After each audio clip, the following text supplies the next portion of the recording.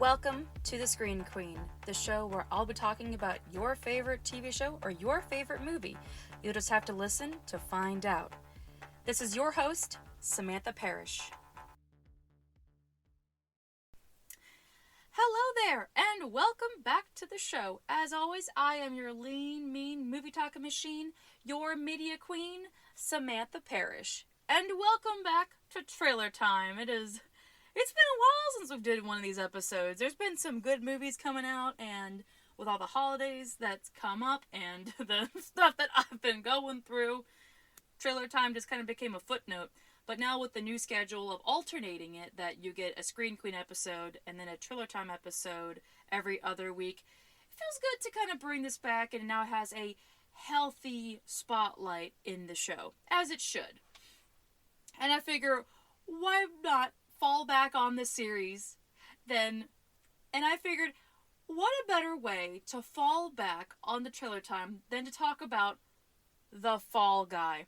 I saw this trailer last weekend, and I was like, oh, what a good early Christmas present. I love me a movie of this formula. I've talked on here about action movies that I've loved, between Lethal Weapon, The Long Kiss Goodnight, Die Hard, but I love a action comedy film, and Ryan Gosling is so severely underrated in the action department. He's the jack of all trades, where he can do many things. I mean, he can be your best mate, he can be your worst nightmare, he can be a hitman, he can be Ken, he can be anything.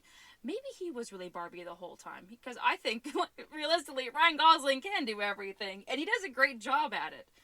And he picks and chooses his roles very wisely, but I love how he puts the right amount of comedic timing into the action films. The man thrives in comedic action films. When I was watching the trailer for this, the first thing I thought is, oh, this is a lot like The Nice Guys, even though it's definitely not like The Nice Guys, but I could still feel that same comedic edge that he brought to The Nice Guys.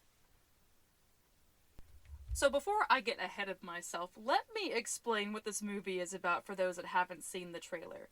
So the plot follows a stuntman named Cole Seavers, who left the business a year earlier to focus both on his physical and mental health.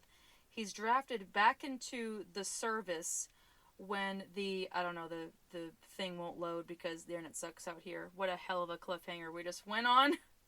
God damn it, come on. You need to work for me right now. I'm on the spot. I'm on the air. I'm supposed to fall back on IMDb, and it's not working for me. It sucks. I would like this to load sometime within the... Oh, here it is.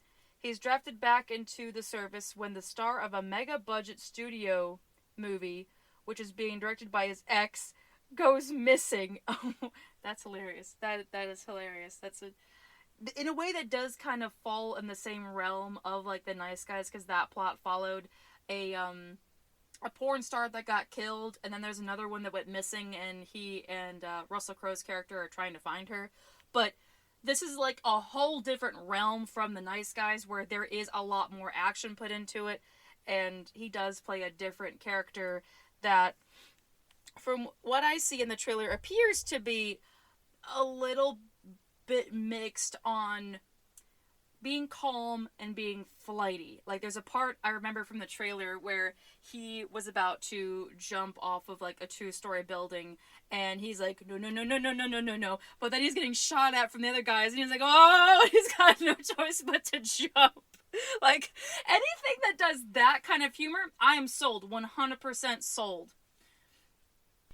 But the other thing I thought about with this premise is, like, The Fall Guy is going to be like a lighter version of another Ryan Gosling movie called Drive, where he also played a stunt driver by day, and then he was a getaway driver by night, which is, from what I know, based off of like a true story.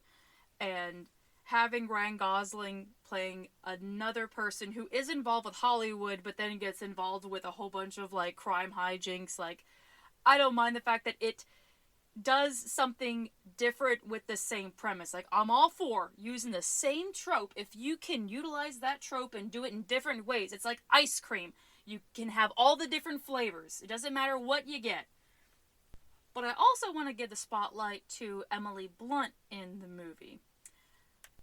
I'll be honest, I don't follow a lot of Emily Blunt's movies. I've always heard her name tossed around for the various films and TV shows that have come out in the past 10 or 12 years. And I've known that she was in A Quiet Place 1 and 2 and just had everyone reaching for the tissue boxes for the emotion in that film that she did with her husband, John Krasinski.